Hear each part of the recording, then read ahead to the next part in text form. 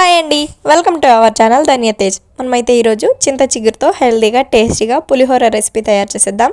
కడాయిలో 3 టేబుల్ స్పూన్ల నూనె వేసి 4-5 పచ్చిమిర్చి, 4 ఎండుమిర్చిని వేసుకోవాలి. పచ్చిమిర్చిని నిలువుగా కట్ చేసుకుని వేసుకోవాలి. 2 రెబ్బల కరివేపాకు, పచ్చిశనగపప్పు, వేరుశనగ గుళ్ళు వేసి వేరుశనగ గుళ్ళు కలర్ చేంజ్ అయ్యేంత వరకు వేయించుకోవాలి. మీడియం సైజు ఉల్లిపాయను సన్నగా తరిగి వేసుకొని ఉల్లిపాయ వేగేంత వరకు వేయించుకోవాలి. రుచికి తగ్గట్టు ఉప్పు, 1/2 టీ స్పూన్ పసుపు వేసి పోపును వేయించుకోవాలి. చింతాకును ఒకసారి శుభ్రంగా కడిగి పోపులో వేసుకొని మీడియం ఫ్లేమ్లో ఉంచి చింతాకు పూర్తిగా మగ్గేంత వరకు మూతతో క్లోజ్ చేసి మధ్య మధ్యలో కలుపుతూ ఉడికించుకోవాలి. చింతాకు పూర్తిగా మగ్గిన తర్వాత 2 చిటికెళ్ళ ఇంగువను వేసుకుని పోపు మొత్తం కలిసే విధంగా ఒకసారి కలుపుకోవాలి.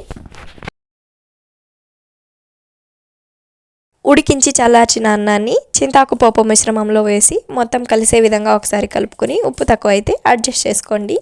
నాకైతే ఉప్పు కరెక్ట్గా సరిపోయింది. అంతే అండి, చింతాకు పులిహోర రెడీ అయిపోయింది. మీరు కూడా ట్రై చేసి రెసిపీ మీకు ఎలా వచ్చిందో కామెంట్ చేసేయండి. మీకు ఈ వీడియో నచ్చితే ఒక లైక్ చేసి సబ్స్క్రైబ్ చేసేయండి. Thank you for watching.